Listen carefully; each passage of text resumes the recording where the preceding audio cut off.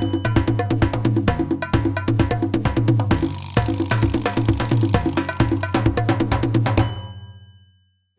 good morning. How are you doing today? Good morning, sir. How you doing today? I'm doing great. It's good to have you here at the Black Archives of Mid-America in Kansas City, located on 17th and Highland in Kansas City, Missouri. And today we have a very distinguished guest. And tell the audience your name. William Chaney. William Chaney. Now, William Chaney, how old are you? I'm 90 and a half years old. 90 and a half years old. Now, where are you from? I was born in Jefferson City. Jefferson City, Missouri. Jefferson City, Missouri. Where Lincoln University is. Lincoln University, right. Right, okay then. And so what year did you move to Kansas City? Repeat that. What year did you move to Kansas City? We came to Kansas City in 39. 1939. Uh-huh. So that was 10 years before I was born. Oh. Yeah, I was born in 1949. Mm-hmm. So tell us a little bit about what you experienced in Kansas City from a little boy up until an adult. Well, when we can't, well, we were poor, you know, and things was really hard because they were during the Depression. So my dad had an aunt that lived here in Kansas City, and they communicated all the time. So she said, well, Clarence, come kick it. My dad's name was Clarence. She said, why don't you come on up here to Kansas City, and we'll find you a job. So we came to Kansas City, and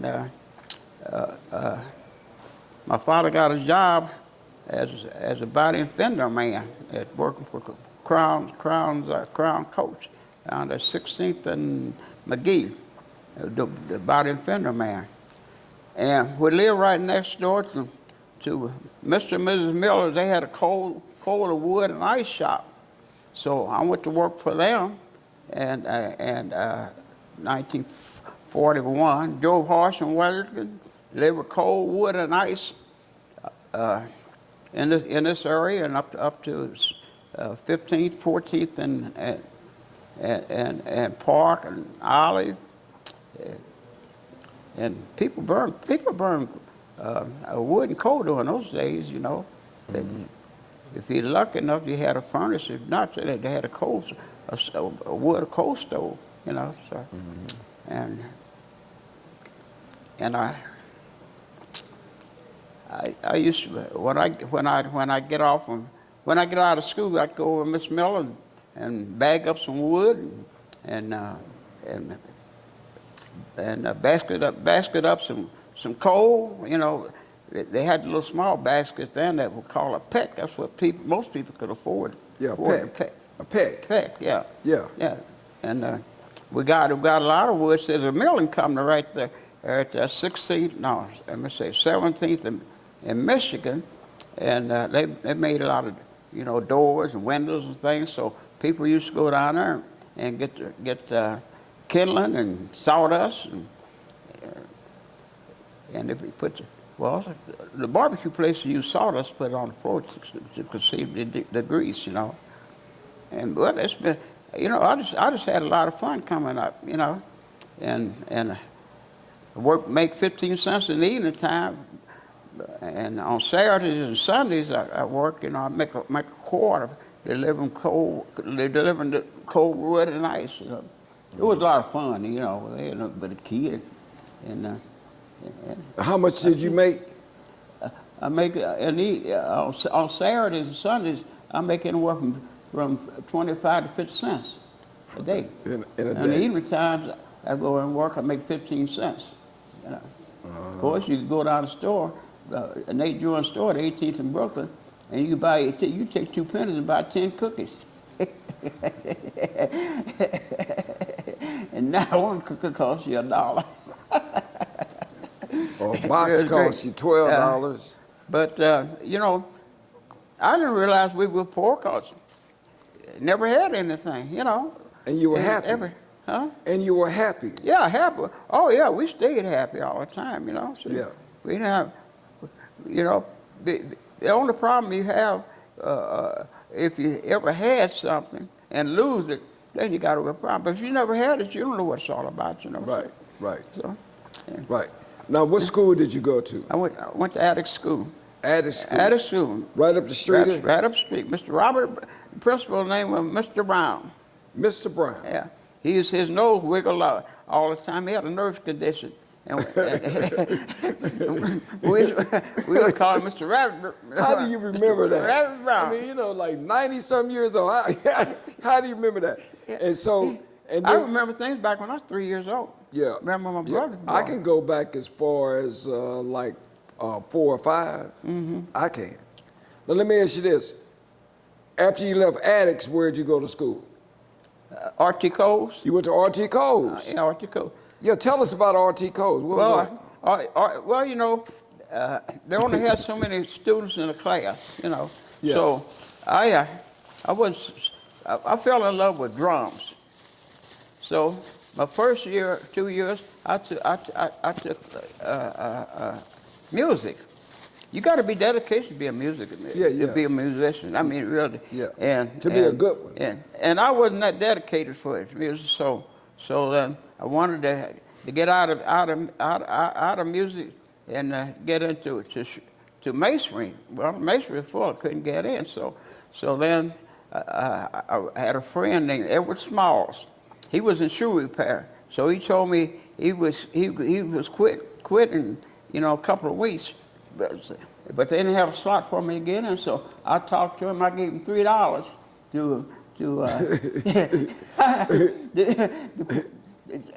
because he's quitting school anyway. So I gave him $3. He went on and quit school. Then that left it open for me to get into shoe repair. So Mr. Roberts? Mr. Roberts, yeah, great man. He taught me a lot. I know Mr. Roberts. I knew him. I finished. That's a 4-year course, and I finished in 2 years. Is that right? Yeah. Mm-hmm. Yeah. Mr. Roberts was a very, very serious man. Real serious. Yeah, I Real mean, you know, he serious. didn't do a whole lot of joking and jiving. Yeah. Yeah.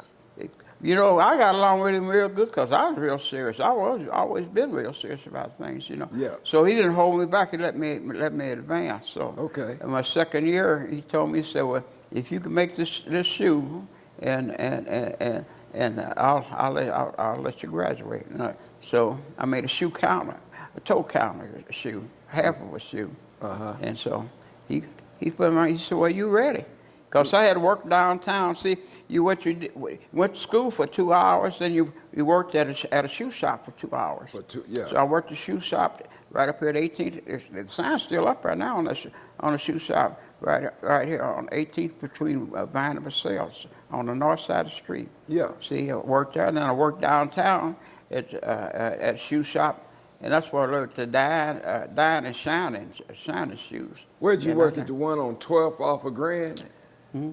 Where'd you work at the shoe repair place, the 12th Street off of Grand? No, I worked down at it was on Main Street. Let's see, it was there's Grand one and on Main Street down there is 9th Street. I think it was in one of those stores, Emeryburg Thayer's, or one of those big stores downtown. Yeah. They had shoe repair. They had a dye and shine shop down there. So. Yeah. I taught myself how to dye. I taught myself how to dye shoes because I used to shine shoes.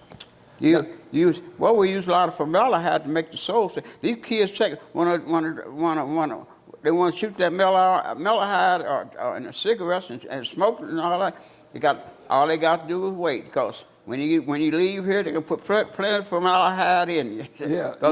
It's a preservative, and we use it on the toe counters and heel counters. Right. So it made the leather hard, you know. So. Right. Now let me ask you this: so once you finished school, how long did you stay in shoe repair? 2 years. 2 years. Uh-huh. But did you get out of high school and work?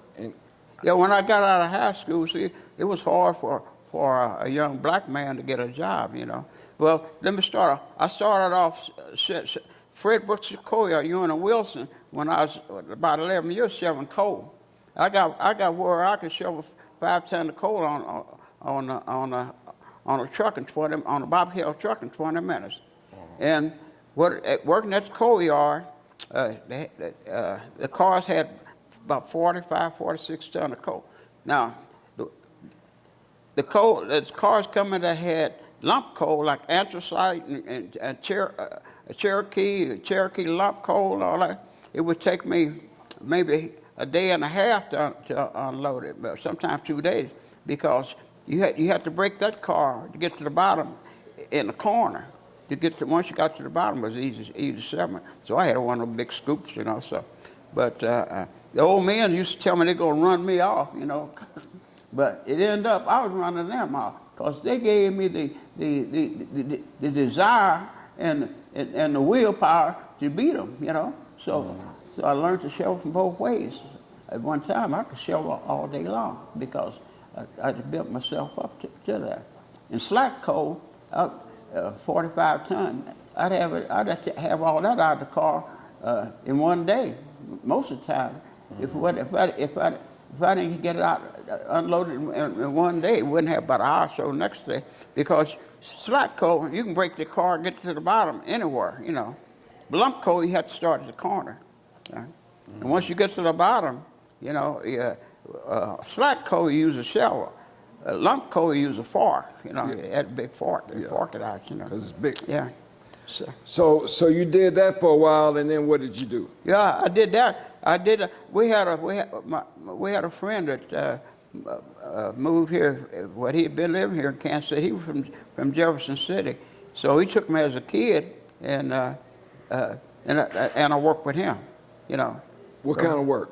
Shoveling coal. Okay, shoveling coal. Okay. Yeah, shoveling coal. See, when I wasn't right after I was working for Miss Miller, then I went to work for Mr. Doran Young shoveling coal. Fred Brooks Coal Yard, you went on Wilson, you know. Mm-hmm. They used to laugh at me, tell me, hey, you know, those days you couldn't clean up, you know. You didn't have no cleaner. So I'd have all that coal dust, so I'm gonna be blocked, you know, and they'd be making fun of me, you know. So when I get up there, you know, I lived at that time 19th and Woodland, and all my friends would be laughing. Hey, little blackie, you got all that coal on you. Look at you. I said, I said, my money's just as green as yours and twice as much. I always had some money. So when I was a kid coming up, it worked. I believe in saving some money, you know. My dad was illiterate. And my mother only had 8th grade education, and the only thing we knew what to do was to work in harmony, because up until when the first time I got a chance to stay out till 11 o'clock at night, that's the night I graduated. And my dad said, "You be in here. Nobody brings the next day in at our house. So I don't do it. You're not gonna do it." And we had to. In our younger days, we couldn't go in the front in the front yard, and he used to have a big clock downtown. At 9 o'clock, we had to be in the house at 9 o'clock. When that bell rang, you could not out in the yard when it said that bell rang. You had to be in the house. Everybody checked in. Then you go back outside, but everybody checked in every night at 9 o'clock. 9 o'clock. And you couldn't. After that, you couldn't. What was young? You couldn't go any further than the front yard. You know? Yeah, I know. I grew up. We played in the backyard. Mm-hmm. When I grew up. We didn't play in the front yard because the front yard, you tear up the grass. You know, you trash at the front, so you play in the back. That's where we played. Yeah. And so then when did you start working construction? Well, after I got graduated out of school, I couldn't get a job at the post office, and I couldn't get a job at the fire department because I was short, you know, and I have a lazy eye. And I couldn't get a job on a railroad. But one thing, 1 year or 2 years, we got together. Used to go work in the summertime, work at the railroad company. They call it seasonal workers. Huh? Seasonal workers. No, this part-time workers. It's out there. Yeah, what's it called? Gandy. We went out that Gandy gate. We went out to western Kansas. It was about 8 or 9 of us off 18th Street, you know, hired the mowers and bakers, and we'd get together.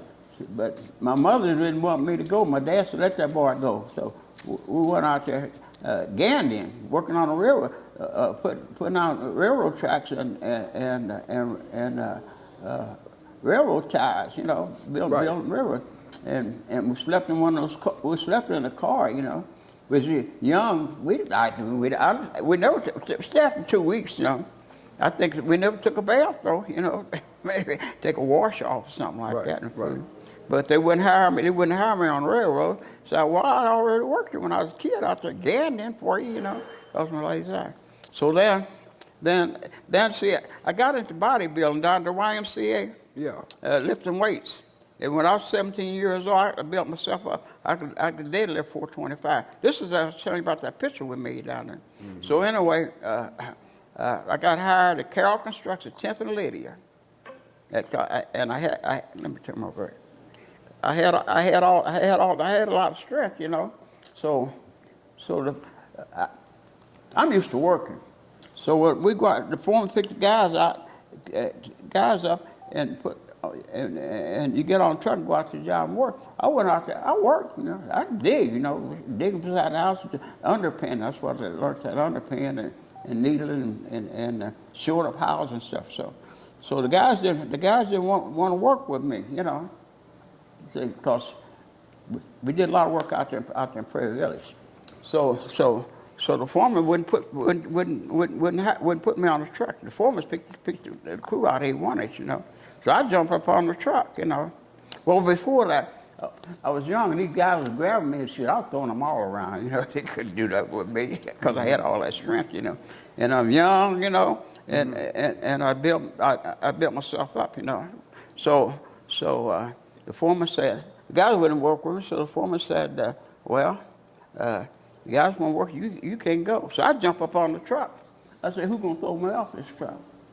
I said, who's gonna? So we get out on the job, and I grab a shovel and dig. I could shoot. I could dig 75 foot of footing, 40 inches deep, 16 inches wide, 8 inches of concrete in one day, pour the footing. Really? Pour the concrete footing. You know? Right. Yeah. So Frank Carroll, the guy that owned the company, yeah. He said, little Chaney, he said, the foreman tell me you just take your job. I said, no, Mr. Frank, I didn't take no job. I said, you hired me, didn't you? You gave me the job. The foreman didn't give me the job. You hired me, I'm going to work. I said, if you look for somebody to be here every day to work, I said, you're looking at him. He said, well, they don't want to work with you. I said, so he said, what I'll do, I'll just take you out on the job, and we did a lot of underpinning houses, and then when you get through, you go on home. Well, that was good for me, because side of one of them houses, about 20, 30 feet. See, 6 hours, I'd be down to the bottom of it. 5.5 hours, I'd be down to the bottom. That's all I did was kept on working. One more, pushing myself, you know. And then I'd go on home, you know. I'd catch the bus and come on home. So he found out that I was getting off early. He said, I tell you what I'm gonna do. He said, I'm gonna put you with the masonry group now. Cause see, he won't pay me because I get off early. He said, you can go work with Mason. So it was an old man named Hogan. He said, hey, you little nut butter, I'm gonna teach you something. So I'm not gonna grab you and try to wrestle with you. So you're a hammerhead. You don't know nothing. I'm gonna teach you something. He said, come on over here and grab this 2-eyed mixer. That's a mortar. That's a mortar hose. I'm gonna teach you how to mix mud for the stone mason and brick mason. Right. So then they switched me over to a lot of guys say, you know, I was young, a lot of energy, you know, well, you get tired. So a lot of old guys say, yeah, the mechanics, you know. So they said, the stonemasons, I got along good with the brick masons, you know, but stonemasons, they said, well, so Frank said, well, you get up, I'm going to let you start an hour early, and work with stonemasons, and you can go ahead and stock them up, the stone up, and make some mortar. So I said, yeah, you little nappy head, hard head, nap butter. So we're gonna teach you something. Talking about stonemasons, you know. So Frank gave me our head start. So what I would do, I could carry 2 sacks of Portland cement on one shoulder and 1 sack of Portland on the other. That's 300 pounds. And I get it up to the top of the sand pile. Stone mud's easy to make. I cut it open and I just cut it, mix it, cut it on down. When I get down to the bottom of the sand pile, then I shovel 35, 40 shovels. Well, I fill a mortar box up. Then you see, all you have to do is damp it, get that mortar damp, you know. So I'd have a big pile of that damp, and then I have another pile already cut up down at the bottom. So I could put a lot of stone on a wheelbarrow, and I'd put them over, just spotted along, there'd be about three stonemasons. I spotted along there. I say, then that you know, when you get managed, when you're young, you know, especially a boy, when you get 17, 18 years old, you get managed. I said, now, you talking about you gonna kill me? I said, get it. I'm gonna go over and sit down and watch it. Get it. So when they get a little low, I kept the material on. I said, now get it. You talking about me? I'm gonna make you work. Right. Because you made sure they had more stone they could lay in one day. I had piled up for them. Yeah. I piled up for them, you know. Yeah. So then one stonemason, he said, he took a liking to me, you know. He said, well, if you whenever you get time, you come over here and tool some stone for me if you want to. So I did that. So then I got with the bricklayer, Larry Ballbecker. He said, well, I'm getting ready to quit. He run the brick crew. He said, well, do you want to come along with me and make the mud? I said, sure, I'd be glad to. So I was making 98 cents an hour. So he said, well, what I'll do, I'll give you 99 cents to come to work for him, penny more an hour. Yeah. So that sounds good to me, you know. So I went to work for him, and he treated me. He was like a dad to me, you know. He taught me how to mix mud. He said, well, you know, you got a head to mix mud for bricklayers, you know. That's a different type of mud than stonemasons, you know. Right. So he said, when you get a head set, you can come out over here and see if you can lay a few brick or something like that, you know. He had a plan for me, you know. So he said, what I'm gonna do, I'm gonna take you and I'm gonna teach you something. And you said you're going home at night, you just come on to my house, and my wife washes my clothes and feeds you, and I'll teach you how to lay bricks, you know. Is that right? Was he a white guy? He's a white guy. His name was Larry Ballbeck out of Harrisburg, Pennsylvania. Okay. His son is still living. So anyway, wintertime came, and the regular bricklayers, he'd let them off. So I went with him, you know, just him and I. Did the work. He had another hot carrier, you know. So then after a while, then he said, well, I tell you what, you don't need to mix mud anymore. So you just get on the wall and go to work, you know, and lay the blocks, and mostly block, you know. So it's a few bricks, you know. So we did that job up here. The building right, it was a lady had a beauty shop. I lived right behind on Vine Street there, right just south of the building on the corner there. What's the name of the building? The big building on the corner there. Lincoln Building? The Lincoln Building. Oh, Miss Ruth L. Yeah, huh? Miss Ruth L. She had a beauty shop? Yeah. Miss Ruth L. Yeah, well, the bricks, that's where we're going to build that new barbecue pit up in the jazz area. Yeah, right. Well, I laid the bricks up on the front of that. Yeah. So, but anyway, so, you know, you're young and you get cocky, you know. So he said, we had a job up on Gladstone, and because and the driveway had block retaining walls on both sides. Cause most of those houses up there, you drove down and you parked the car in the basement, you know. Right, right. So I was on one side, he took one side. So I said, I'm gonna show him something, you know. So I'm gonna beat him out. So I did.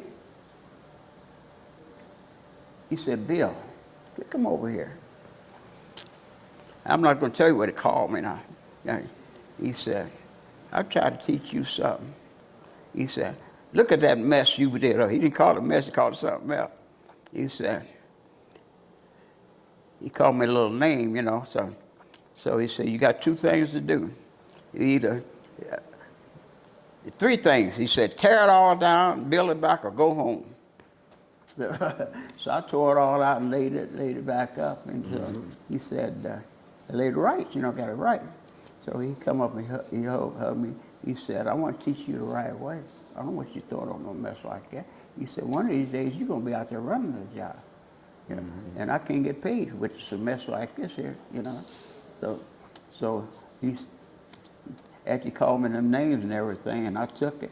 So he hugged me. He said, you know, one thing I like about you, he said, I got out of hand with the words. And I said some things to you I shouldn't have said, but you took it and you went on to work. I said, well, words don't hurt me, you know. I can't spend words. You say you need the money. Money. The money. So then I just moved on up, and I learned he hired German bricklayers like Scott, a guy named Scott, and a guy named John Mallard. They were German bricklayers, but I was their foreman, you know. And they taught me a lot. That's how I got started. So they taught me.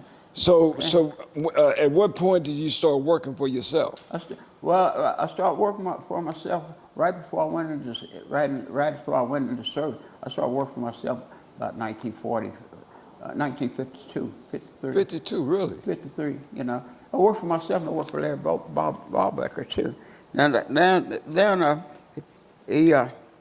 when I come back out of service, well, I already had learned how to build fireplaces, you know. I can build your fireplace right in the middle of this room. When we get the right damper, you can open all these doors. It's still dry, you know. Right. I know how to do that. Right. You know? So then after that, I met an older guy that I'd been knowing for years, you know, and he got me into building barbecue pits. We were partners. And we got to be partners because Larry Ballbecker gave me a bunch of scaffold and I didn't have no place to keep them. So I took them down to his house and he kept them. So we got to be partners. And that's when I got off into building barbecue pits. Barbecue pits. But I built a barbecue pit before then out there to Richard Gabor Air Force Base. Oh, really? Above Raintree. And this was about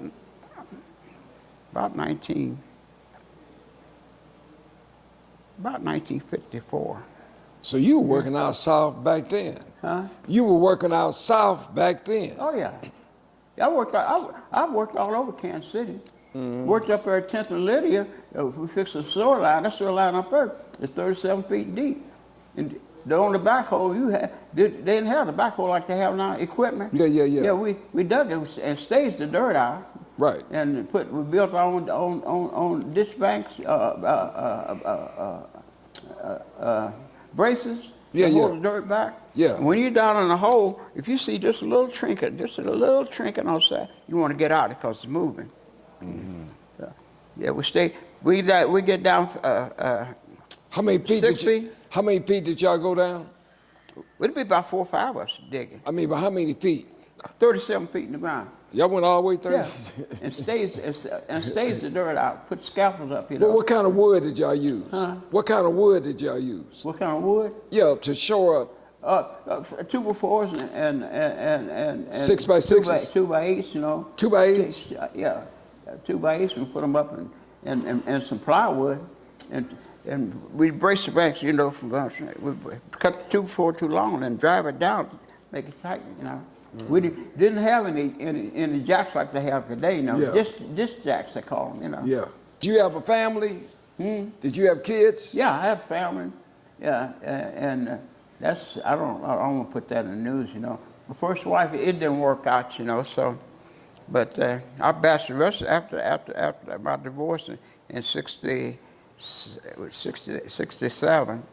I bachelor after that for years. Yeah.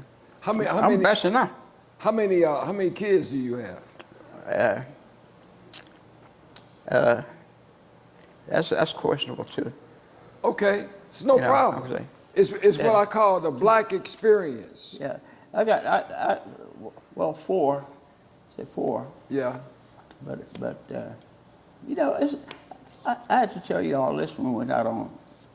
It's no problem. See, what we want to do is. We've been recorded now? Yeah. No, see, what we want to do is leave a footprint for the future, so that people can see a guy like you, because you got a hell of a life. So that's what we want to show people, the life of a black man during that time, and knowing that things wasn't fair. So we did things that might not have been very good or popular or something, but we made it. We were good people. Well, yeah, there were opportunities for the black man, but they were small, you know. You couldn't go to the bank and get any money. When I was a kid coming along, there was a kid that shined shoes named Ralph Jameson. He worked all down at the Union Station in downtown, shining shoes. Okay, now this is the way it was, and he had a bald head, and if you want to slap him on top of his head, it costs you a nickel, and they give him a slap across the head, and he get a nickel. Okay, he worked downtown, and he went to the bank and bought a quarter. He made the front page. Now this was around about 1946, 47. Ralph Jameson. Go ahead, I'm listening. Shoe shining boy. See, there was a lot of shoe shining during those days. His name is Ralph Jameson. Ralph Jameson. Okay. And he went to the bank and bought a quarter. He let him have a quarter because he's shining shoes down there, you know. Mm-hmm. And so the next day he went back and paid him. He made the front page of the Kansas City Star. Really? Yeah. Wow. Then, see, when I was working, I had my own little company, and I put a bill for co-op. The guy that was running the co-op was named Art Casper, so he's the one that got me into that. Okay. Then I was banking over at the Brotherhood Bank. So 7 Minnesota. Yeah. So 1 week I needed $300 to finish on my payroll because I have a draw coming to the following week. So I went over to borrow $300 from them. I had $500 in the bank. So they told me, Mr. Chaney said, well, you got $500. You use your money. Yeah. Said, we can't let you have the money. But next Cuba loan, here they let a white guy have $1 million for 90 days. Yeah. And I couldn't get $300 for a week. So they made me I had to use my own money to make my payroll. So I moved out of there, moved up to Bonner Springs Bank. And I dealt with Bonner Springs Bank, and I got always paid them everything. That's why I bought everything through Bonner Springs Bank. And so the president of the bank and I, we got to be real good friends, you know. But he loved barbecue, you know. He barbecued at home, so I said, well, I'll tell you what I'll do. I said I'll bring some barbecue sauces because I do some work for Smokestack or Jack Stack, you know. Yeah, Jack Stack. Smokestack first, then Jack changed his name over to Jack Stack. Right. He was the owner, and the reason why he and his dad didn't get along because he wanted to advance. His dad didn't want it. It was one state, you know, like it was. So, but anyway, so I got line out of credit. After he gave me a line out of credit, I had to worry about any money anymore. Not to make my payroll or anything, because I just call up there and tell them what I wanted, and they make out the paperwork, and I go get it. And, you know, they bought my cars, my trucks, and everything. I was on several. How long did you stay with them? Huh? How long did you stay with the bank in Bonner Springs? I was up there about 60 years. Wow, God. Yeah. Yeah, 50 years. And so you couldn't borrow money in Kansas City, so you got to go way out in Bonner Springs. I went to Bonner Springs, yeah. You know, and that was popular back then. The guys would get out of Kansas City to get what they want. Well, somebody told me about Bonner Springs, so I just went up there. First, it start off with savings accounts, you know. Yeah. And then they start you out with a little loan, and so I get a little loan for them. So I got smart. I said, what I'll do, I'll get me a loan from them and pay them back with their money. Right. This is very little interest I had to put on there, you know. Right. And every time I pay them back, that was the money I got from them. I saved it, you know. So, and I built on my credit. Right. So over the years, the president, we got to be real close. And I'd go up and talk to him, and I'd call him Fred. He called me Bill, you know. Mm-hmm. And so we sat down and talked to him. I said, this after years dealing with him. So I said, Fred, I want to tell you something. I really appreciate what you guys did for me over the years. I said, you really helped me. You know? Mm-hmm. He said, then the conversation changed. I wasn't Bill anymore to him. I was Mr. Chaney. He said, well, Mr. Chaney, let me tell you something. Yeah. You getting out of business talk now. He said, if you hadn't paid your bill, say you weren't a good customer, you always paid your bill on time and ahead of time. He said, if you hadn't paid your bill, we would have let you have a dime. Right. That's what he told me, you know. He told me the truth. Then we got back to the friendship talk, you know. Right. Yeah.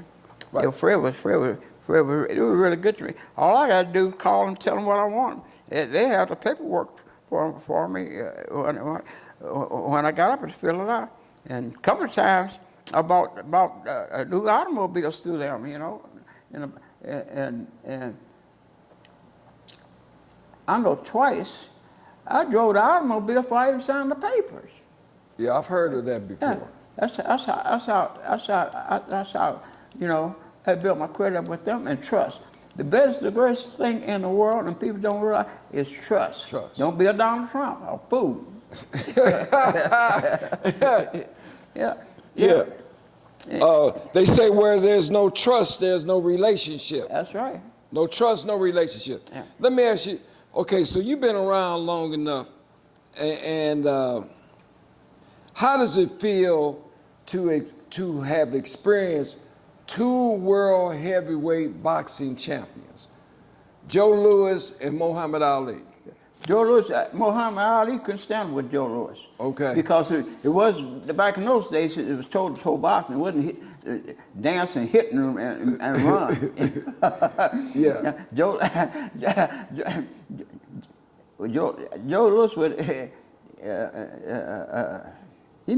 Joe would have knocked him out. Yeah. Did you ever see Joe Louis when he come to Kansas I've City? seen Joe Louis right here in Kansas City. Yeah. Yeah. Yeah. Joe Louis come to Kansas City. Yeah. Yeah, him and I've seen all the celebrities. Bill Robinson, the great dancer. I've seen them all. All of them, but they come to Kansas City, and in fact, the musicians, they'd go up to the music hall because the music hall never closed. Yeah. But they had a couple of places on 18th Street where he'd go in there and practice this and audition, you know.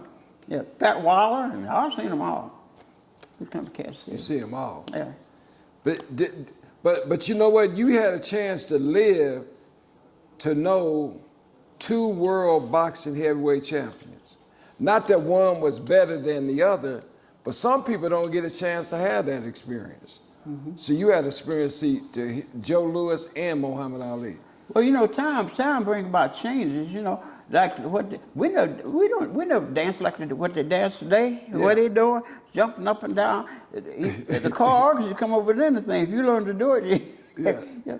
But and our music was words. You know, wasn't a repetition saying the same thing over and over and over and over. It was a story. And then when I was a kid, you call a colored man, that was a name. You call him black, you had a problem. Right. There wasn't no such thing as that. They calling us black. We tell you right, we're not black. What do you mean black? You know, James Brown started that stuff out. Yeah. Black and proud, you know. Yeah. And reputation says things all over and over, over again. Right. And we had places like the YMCA with Teen Town there, once a week. Kids go out. Now we could really dance. 'Cause we could really dance. And Dick Clark and that gang there, they couldn't do what we did. Black folks have a smooth movement. They move into everything smooth. White folks have a little jerk to it. Yeah. But basically, that's the truth, though. But they can dance. They can, I'm not taking anything from them. I'm just talking about, you know, the feeling and the emotions of it. You know. Yeah. Because black folks have the emotion and the feelings. Yeah. I mean, it's all with a purpose. Let me ask you something. What's your expressions about you lived long enough to see Kennedy got assassinated and King got assassinated? How did you feel about that? Well, when Kennedy got assassinated, I'll make you laugh now. We were working over in Kansas, on Bokey Street.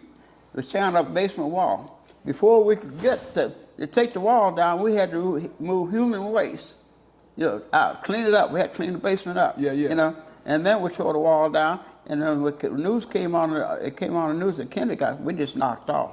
We didn't work no more that day. So we went back the next day. The same mess. We had to clean up human waste then in order to go to work. Right. See, they'd taken the stool off. You know, some people, it's not that they don't know any better. It's just their way of life, the way they're used to doing things, the way that they're raised. You know, Right.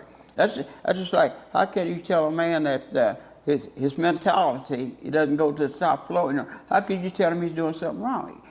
You can explain it to her, but you can't change it. You don't change it. So these people, they still were doing the same thing. They took the stool out and they were poop, and the plumbing. They still were pooping and it was on the floor. So we in order to work, I never gave it any thought. You know, it was a job. Right. I had a family to feed. Right. I did a lot of things because I had a family, and it didn't bother me because I was used to working. Yeah. You know, and I wish I had brought my daughter. See, that's another thing. That's the only problem I've had in the last 6 months not working. The things kind of fade away with me a little bit. Can't bring it up right away, you know. But I wish I brought my album with me so I can show you where I've been to Canada. I'm the only black person on it. The only. I never look at any color. Most of the jobs and everything I've been working at, a little small town, putting basement under houses, and doing all that. My crew and us, we the only black folks in the town, you know. Right. Never had any problem, none whatsoever, and that prejudice stuff never came across my mind. I never dealt with. I never had to deal with, you know. Yeah, my dad. They always treat me real good. Yeah, my dad was the same way. I said, my dad. I think it's something about when a guy is a tradesman, you know, he's a skilled guy. He's a different kind. Back then, he was a different kind of guy. Your dad was a great guy. I knew him well. Yeah. My dad was like you. He worked all over the United States. He never had no problems. You know, he just, you know, because he did what he did. Yeah. Now, let me ask you a question. Because we're getting ready to wrap this up. Tell the audience about the change that you've seen over the years and the way it is now. Well, people at my age, we look at it a little different because we felt like, you know, segregation to a certain extent was great because the black man had his own business, you know, and his own way of life, you know. Well, it's kind of hard for me to explain it, but you just like I say, a white man call you black man, he had a problem. Right. His attitude, because our mindset was totally different, you know. And this is something you had to deal with, but you dealt with it, but it didn't bother you. Yeah, it's just the way of life. Just move on. Yeah, just move on. That's just like your dad, you know. When we come along, you get on some job. The white man didn't want to work with you, but he had to work with you, and you had to watch him because he kicked the brick out against the line, and you were dealing with the line, and your part would be wrong. He'd be laying off the line, and your part you were doing would be wrong, be pulled out and all that, you know. So You had to stay the course. yeah. Yeah.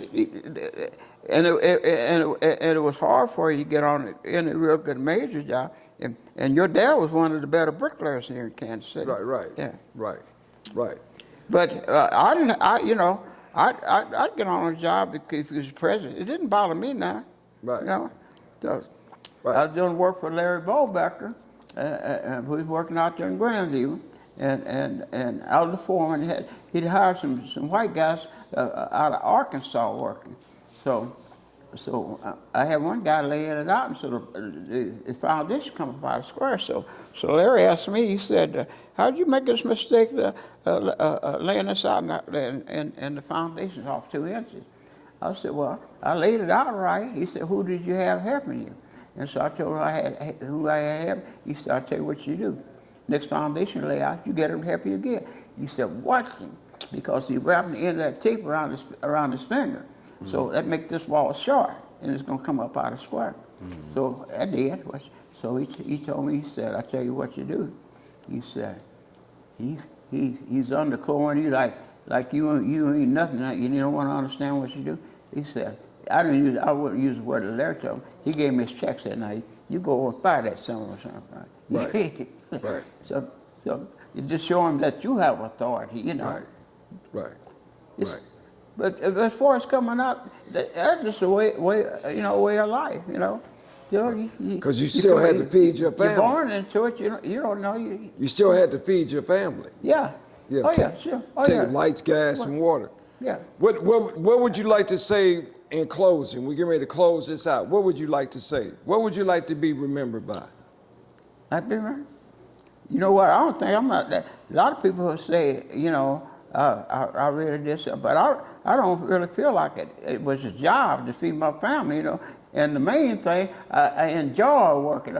And right now, I'll get on a bobcat. But I've been off so long, I'm not going to get on a bobcat. I can do more with a bobcat and a monkey could with a coconut, you know. Yeah, well, I'm known for that, you know. Right now, I think I wanted to interview because I think you're a great man. Well, thank you very much. No, I really do. I mean, because see, you like one in a million. I mean, you think about it. You think about all those guys you worked around. They not here no more. They gone. And for some reason, God let you live this long, maybe just to tell this story. Yeah, but you know, God's wonderful. But one thing about it, if you sit down and pray and don't get up, you're gonna starve to death. You're gonna starve to death. So the way I look at it, I was raised up in the Holiness Church and went to church right around the corner here, Ella Barker's church. Yeah. And my mother was, really holy roly. And she gave me a thing on that religion because I didn't get on the altar and they prayed for me as a kid, you know. She used to tell me I was going to hell and all that, and had to walk behind her going home because she'd be beating my head, you know, and all that stuff. Yeah. But I was all right once I got home. And we couldn't go to the gym show, you know, because she said that's the work of the devil. Now, in our household, my mother was holy roly. My dad was just the opposite. He said, okay, Annie. But he loved my mother. I've seen my mother, people around the corner, he didn't have any money to buy a beer. He worked for Miss Meek up here, you know, and making a little money, he'd buy my beer. She'd be peeping around the corner. Where we set it down, and then she'd go pour it out, you know. And he never said a word to her, you know. And I realized after I got older, that's how much she loved my mother. I never see him. I never see him fighting, arguing, you know. He tell my mom, okay, Annie, I died and go to hell before I let it happen now. She just said, it's not going to happen, Annie. So anyway, when I got out of school and went to work, I bought my mother, everybody didn't have TVs there. TV was a rare thing before that now. Right. So I bought my mother a TV, and she's watching TV. Guess what she was glued to? The same thing that we saw at the gym show that she called was the worst thing ever. But see, I look at it like this. Everybody's brainwashed. So, but you come up in the state that common sense and all. If you don't learn that 1 and 1 is 2, you're in trouble. Right. You know. So you've got to learn. So that's the way of education. It teaches the thing to move on up the ladder, and the more education you get, the better off you are, you know. Like Miss Tracy, what she said, she got 4 or 5 degrees, a PhD degree. She said smart people need to go back to school. Yeah. Yeah. You're always a student. Yeah. You're always. Yeah. Until you die, you're a student. Miss Meeks, when he mentioned Miss Meeks had a funeral home and all her cars were pink. She had pink Cadillacs. Pink Cadillac. Yeah, all of his cars. And then she had up the street here where the water department is, that's where she Now, was. Miss Meek got started right over here on 18th Street, Right. storefront, where she got started. Right. Her dad said, I know a whole lot about Miss Meek. Miss Meek funeralized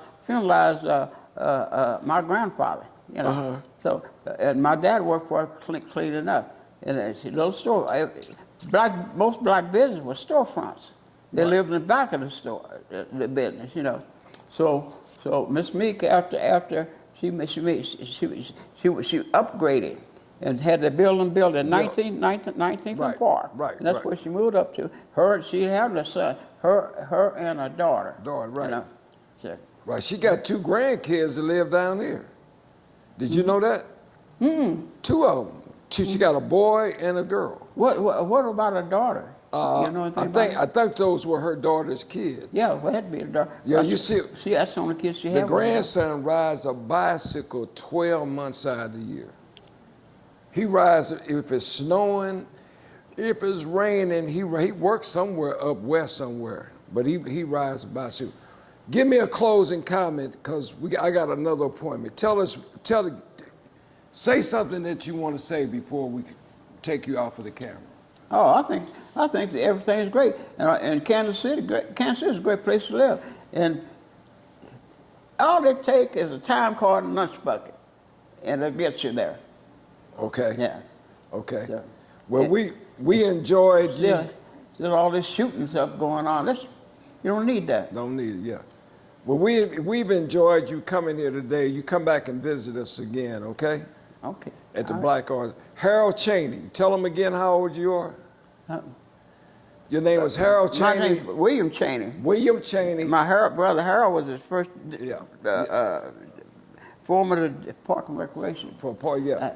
But your name is, tell them your name. My name is William Chaney. And then how old are you? I'm 90 and a half years old. Okay And then. looking on to be 109. Amen. And the wonderful thing about life, don't do a lot of worrying. Try to just wake up in the morning time with a smile and live happy. And I've done a lot here in Kansas City. I worked at steel companies putting the footings for overhead crane and shoot it all with a laser. And you have to learn to deal with that because at night you don't get any rest because you're thinking about this job. You know, it's on your mind. Right. And well, the greatest thing in life is to live right, don't lie, and wake up happy every morning. Right. And if you have a problem, work on it. Don't worry about it. Right. Thanks a lot. Thank you. Yes, sir. I enjoyed it. I'd say.